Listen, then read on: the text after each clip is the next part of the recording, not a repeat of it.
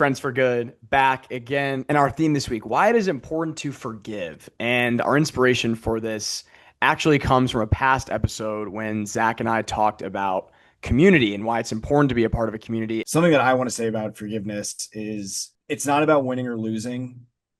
But that being said, when you forgive someone, you're typically always winning.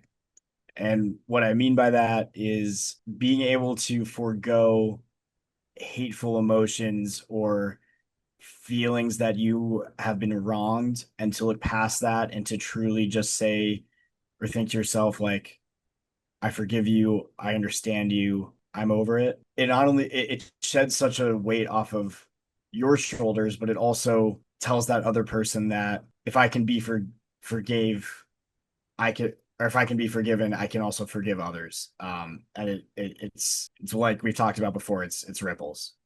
Yeah, forgiveness, it gives people such an opportunity to improve on maybe like wrongs that they did in the past. And I think with forgiveness, it's a two-way street, right? Like you need to forgive others, but you also need to remember to forgive yourself.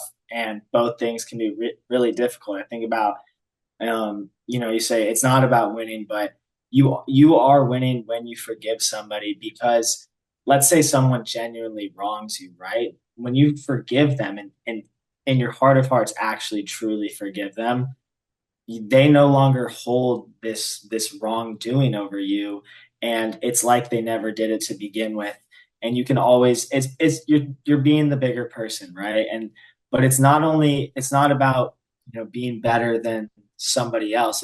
We say it's a win, but it's you create a win-win situation because you show them that there is a better path to take than doing wrong. And in the same respect, talking about yourself, like nobody's perfect. All three of us have made mistakes in our lives. Everybody listening to this has made mistakes in your own lives, but you can't change what's done. All you can do is change going forward. And I think that forgiveness, it creates this platform almost to be able to change going forward. That's why I think forgiveness is so important. I really liked what you said about it not when you forgive someone, you no longer allow them to hold a power over you. I really resonate with that. I think in the times in my life when I've felt wronged or really maybe had some hate in my heart towards someone else, like it's only ever made me feel like their decisions and what they're doing is actually affecting me when in reality it's not. But the moment you choose to forgive that person, you just don't, it's not it's a non-factor in your life anymore and you can move on because until it's almost like until you forgive, you can't let go. So I really like that point. I think that's essential is that people just don't hold this power over you anymore. I was going to add too, like, I think forgiveness goes hand in hand with grace too. I think we always talk about on this show, at least, giving yourself grace and letting yourself be forgiven. Honestly, like there are days when, I don't work out or I don't do a certain thing that I want to do. I don't do my intention that day. Like we talked about last week, your 5-3-1, your five deep breaths, your three things you're grateful for in your intention. But then being like, I do a lot of good things and I've been on a very good path for a long time and being like, you know what? You can take a day every once in a while, you know, like that's okay. Forgive yourself, give yourself grace.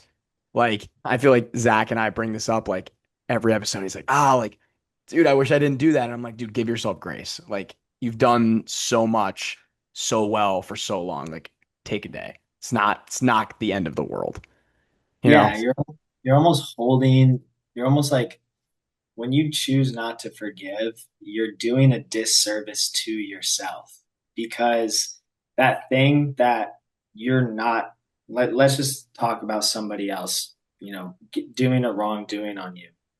You're giving that weight in your own life. You're holding it in your own life, regardless of if it happened. It's the same thing like we talked about last week with like intentions. You wake up and you have the choice on the way that your day goes. I was at my friend's house and his mom had one of those signs that moms have. It was like your day is gonna go the way that the corners of your mouth turns. It's like all right, but that's so true. It's like you have the choice. And so, regardless of what somebody does to you, there's so many factors that's going on in their life. And oftentimes, when a wrongdoing is done upon you, it's like it's a projection of where that person's at. And Yeah. forgive by choosing to forgive someone, you're doing a service to yourself, not to choose to stoop to that person's level of I'm not going to be someone who does a wrong on somebody else. So I'm going to forgive you, show you that, hey, like you don't need to be doing this to somebody, even if you did it to me. And by doing that, you're actually helping other people too, not just the two people, you or the person who did the wrong. You're helping everyone else that that person maybe would wrong in the future. People get so caught up, it's like everybody's angry at me, even if they're not willing to reflect on themselves that they're doing wrong on others. If you can be that person that somebody else says, wow, like they forgave me even though I did this to them, I'm worthy of improving, then that could be right there the catalyst for helping someone to become a better person. And really to kind of go off of that, I think a lot of the topics we've spoken about on this show, maybe we've implied that some of them are sort of easy in practice, or that rather than being easy, it's not that hard to flip the switch. I think this is one that actually requires some work. It took me a long time, and there's still times in my life where because I felt wrong, I've really had trouble letting go or felt wronged. And I think there's a lot of ways to practice forgiveness, and I'll actually talk about that later in the show. But for now, there's this really interesting quote I have that like it is to forgive is to set a prisoner free and discover that the prisoner was you. And I think this really it nails the paradox, because we're the ones keeping the prisoner locked up, with our hate or our resentment, but we're also actually the ones in the cell. So maybe it might feel good to not let that person off the hook, right? Like I'm always going to hate you. I'm never going to forgive you. That might feel good for a second. Like I'm not going to give you the satisfaction of like screw you, like you're not getting out of this. But the longer you hold on to that is the longer you hold yourself in this mental prison. And having the courage to step out of that and to let go, you win because you're no longer holding yourself captive. So I Yeah, that Zach, hit. what that reminds me of is like the episode that we did on vulnerability. It can be so easy to not forgive because it's like it's creating that wall that you think, okay, I had a disservice done upon me. By not forgiving them, it helps to protect me to make sure that that's not done again. But that's just not the case. The situation that happened has already happened, and you can choose to forgive that situation. But now going forward, you can know just to not get yourself in that situation again. It's not like you have to hate this individual forever or hate yourself forever. It's just going forward. Hey, maybe avoid this person. That's not not disliking them or whatever. That's just simply not keeping them a part of your life. And then take it back to an introspective point of view. Is it's like forgive yourself, and then going forward, avoid the things that you do or the thought processes that you notice yourself getting into that caused you to get in that part of your life where maybe you didn't like the way that you were acting. Marcus, I just liked what you said earlier about how when you forgive someone, you can almost be a catalyst for change. Because I think that's so true. You give somebody a second chance after they've seriously wronged you, you're not only giving yourself grace by letting that pain go, but you're also letting that person know that they did a really bad thing, and even in spite of that, they're still being forgiven. And now they have that in their back pocket, and they're like, I did a really bad thing, and that person chose to forgive me. I now have a motivating factor to do better and be a better person, be a better husband, friend, family member, whatever. Because you're like, I don't want to make another person have to forgive me again, you know? Like that was such a good point. That was something that I took away from what you just said earlier. Yeah, right. And you can even it can even help that person forgive themselves too, because like I said earlier, a lot of the times people are doing disservices to others is a projection of where they're at, and they might need someone to forgive them so that they can forgive themselves. They can say, okay, like I'm if he can forgive me, then maybe I have the ability to change. And so Yeah. by you forgiving, it's like it's really just you're helping yourself by not holding weight over the wrongdoing. You're giving that person an opportunity to change, and then you're also giving everyone who you or that person will interact with hopefully a better version of yourself and the other person. Honestly, it's just a win-win-win for everybody involved.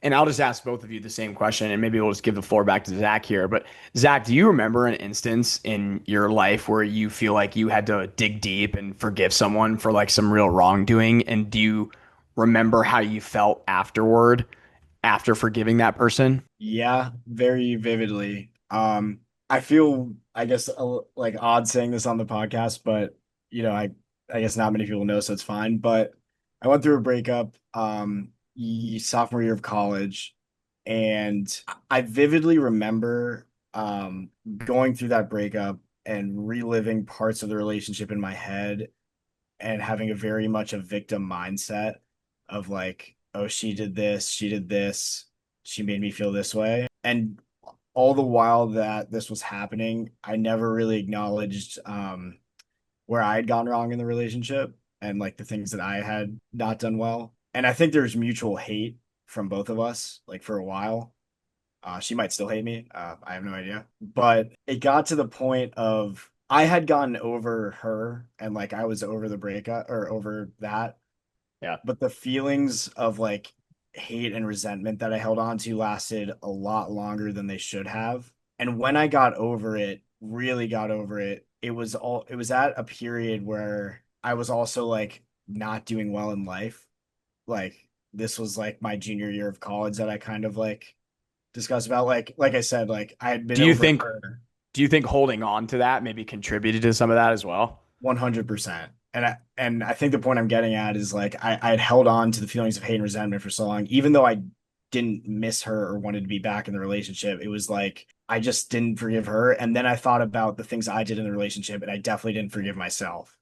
Um, and it wasn't because I felt so guilty. It was because I was just ashamed, like how could I be like that? Like I don't know myself. And then when I let go of that, I definitely turned a new leaf where I was just like, that is not me anymore. Like I've changed since then. And really, since I got over that, it's kind of only been an upward trajectory. So that was a really tough point in my life. But I think it really was forgiveness of myself and of her that allowed me to be a better person. Sorry, that was a long winded answer. No, no, I thought that was great. And actually, I think relationships are probably the most poignant example of forgiving somebody because when you're young and you're in love, it is really hard to forgive someone when they, you know, break your heart for a lack of better words or the relationship ends because you're just kind of like, why is this happening right now? Versus when you're an adult and you have a relationship and it's a little bit more like, you know, life's getting more serious, a little more like fantasy land in like college and high school. But at the time, yeah, like I totally get that. Like I remember when I was getting over a relationship, this was probably like junior year. I I held on to feelings of that for a long time. And and like you, I don't really know why. Like I think it maybe it just felt good just to like have a reason to dislike that person and have that resentment. I don't know, Marcus, if you've ever felt that way. I think with relationships, like romantic or platonic, like with your friends, whatever, anything, it's like the more of a connection you have with that person, the more of like the entirety of you that they see.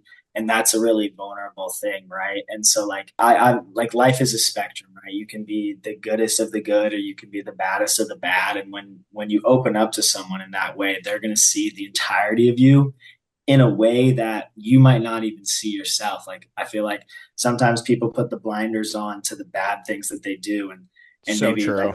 that's where ego comes from, is like people think they're better because they're not focusing on the bad things. Then you have someone who is like, they see the bad, and they accept you for it. But then when those relationships end and they might come forth with all the things that like they didn't like about you, this or that, it can just be a huge hit on your ego.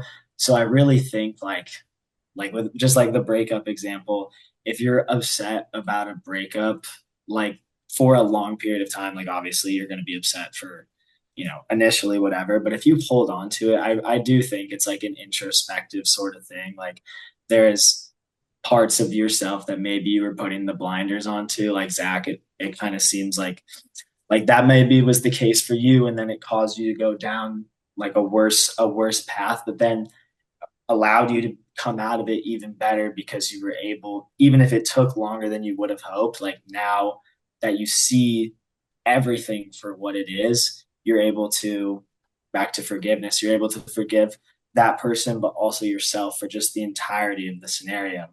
I had a question for you guys, and this is kind of like a philosophy that I have is like, I like to view life as a river, right? So just like life, every river has a starting point and an end point.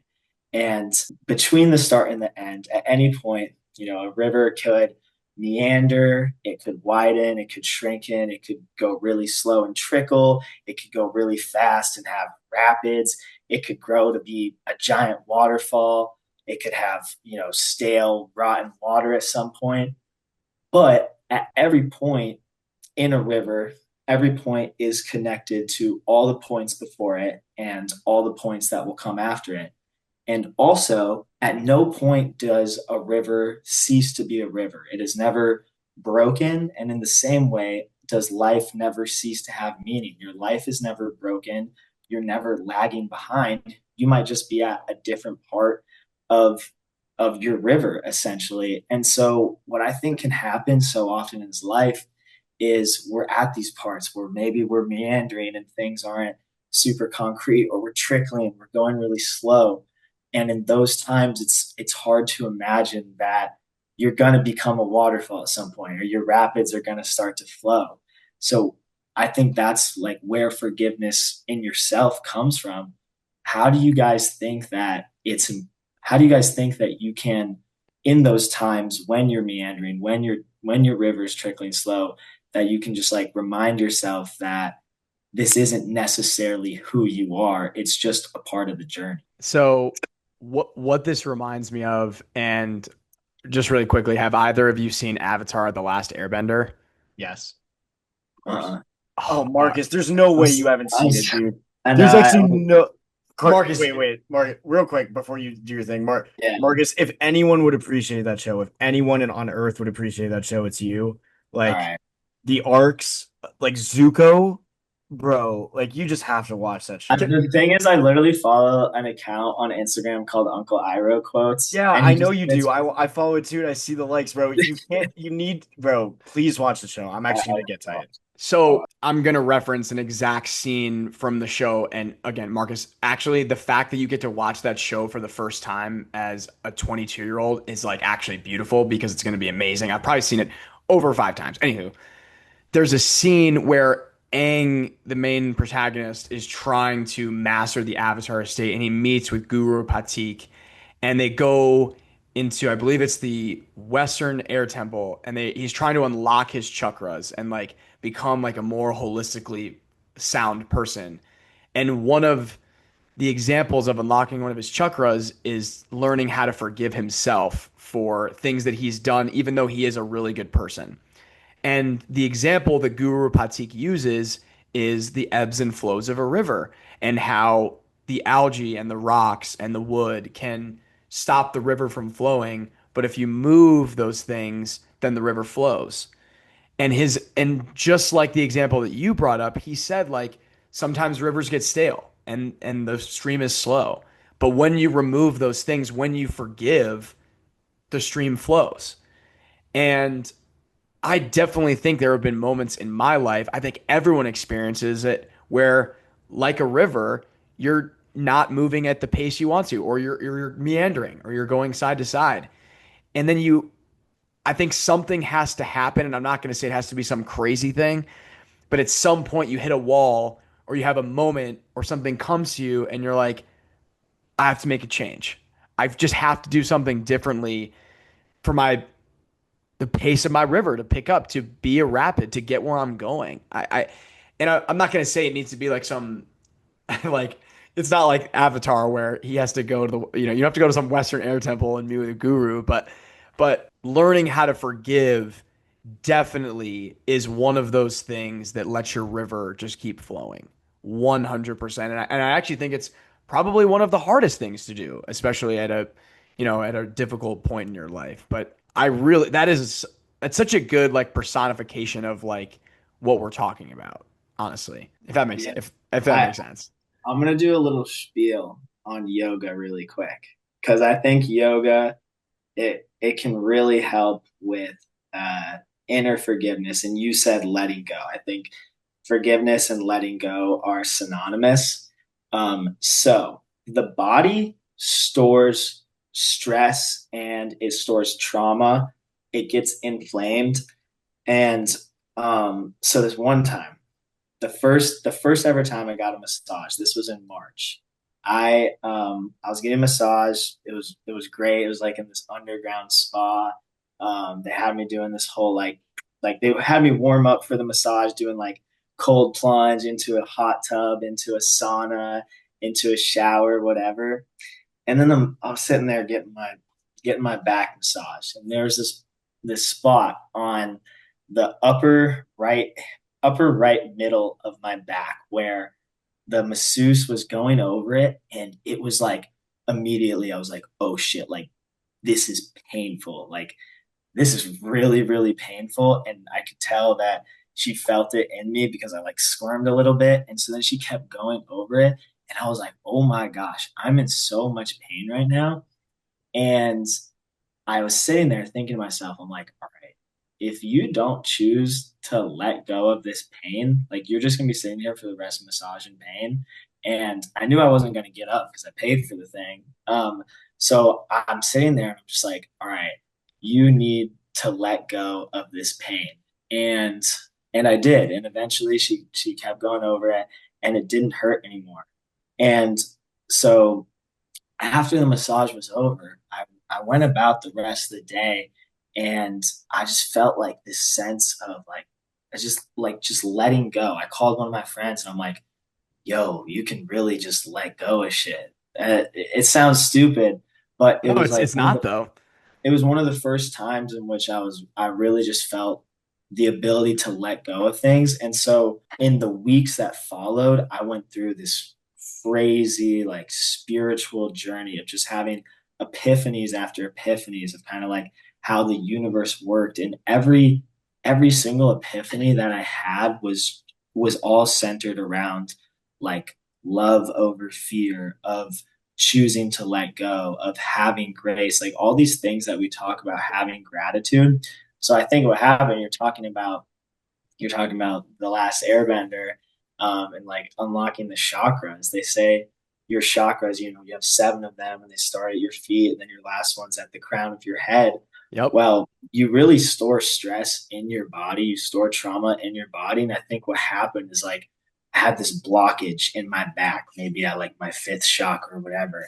And when I chose to let go of that stress, it allowed energy to just fully flow through me and get, maybe unlock another chakra or two and start having these just like realizations about how good life can be, just how like I just started feeling so blessed that I even like was alive, just was so much more grateful. And so then I started adopting yoga as a more regular practice. And you notice those things when you're doing it, is it's like for me, like my hips, for example. Um, I know a lot of people struggle with the same thing, like really tight hips. It's a choice, right? And so yoga is the physical adaptation of that choice to let go, where you have so much like tightness in your body, and then you just it's choice. You choose to let go, and you allow yourself to flow more freely through your space. But at the same time, it's like it's a mental thing too, where it's a back and forth. Like it's not a physical thing. It's where you allow yourself to really pretty much just like forgive yourself, right? And become this like free spirit. That's why people who do yoga get so, and people want to say wishy-washy or whatever, but that's my little spiel. I just had to say that. A little plug for yoga. Um, yeah, I mean, what you just described is an experience most people only get through psychedelics. So it's pretty amazing that you were able to do that through yoga. And I think a lot of people that do yoga probably resonate with that. It's definitely, if it was a sales pitch, it worked on me because I'll try and make some efforts and see if I have any blocked chakras. One thing I really took away from what you said and what Carson said, going back to the river, um, and the idea of letting go. I think something that makes forgiveness hard is the idea of just kind of centering it back for a second. The blocks in the river is the pain you hold on to, right? When you hold on to that, it's not that you're just not letting it go for yourself, but you're also not letting it go because you're thinking that it's also affecting this person that you don't forgive. When in reality, even if the person you don't forgive is a good person, they probably don't know that you hate them. So it's not affecting their life at all. So why should it be affecting yours? But especially if the person's actually a bad person, they won't have the conscience to feel bad anyway. Yeah. So in both scenarios, when you're not letting go, you're trapping yourself. And meanwhile, they're completely unaware that they hurt you or they just don't care. But you're replaying what they did on a loop and you're strengthening these neural pathways of anger and you're rehearsing what you should have said and you're thinking about how you could have handled that situation differently. I mean, I know me, like, I find myself creating narratives all the time about like what I wish I said in a situation when someone really made me upset or angry. And I know that that person just isn't thinking about that at all. And I think that that's really, for me, one of those like boulders in the river that prevents it from moving. And honestly, a way like yoga might be able to benefit me is just that I'm holding on to this. I don't know where, but having peace of mind and clarity to understand like it's not affecting this person's life. Why is it affecting mine? And I'm so upset that it's affecting mine. So you just have to let it go. It's like the training montage in Creed 3 when when Adonis is talking with his trainer and he's like, "Dude, let go of the pain, let go of the guilt, let go of what was and step into what is." All right. So to wrap up the show, um, I got kind of glitched out there for a second, but I just wanted to say some pointers on forgiveness just because it can be really difficult and something I've really struggled with. Um, these are some helpful steps, and that is to acknowledge your emotions, don't repress them. They're real, and it'll allow yourself the time to feel before you actually have to grow. Um, try and consider the other person's perspective. Allowing yourself to understand is what's going to get you to that place of being able to let go. Um, and then just commit to the choice of I'm going to release the burden. And like I said before, it's strengthening your neural pathways in the opposite direction. It's rewiring your brain literally to be able to do better.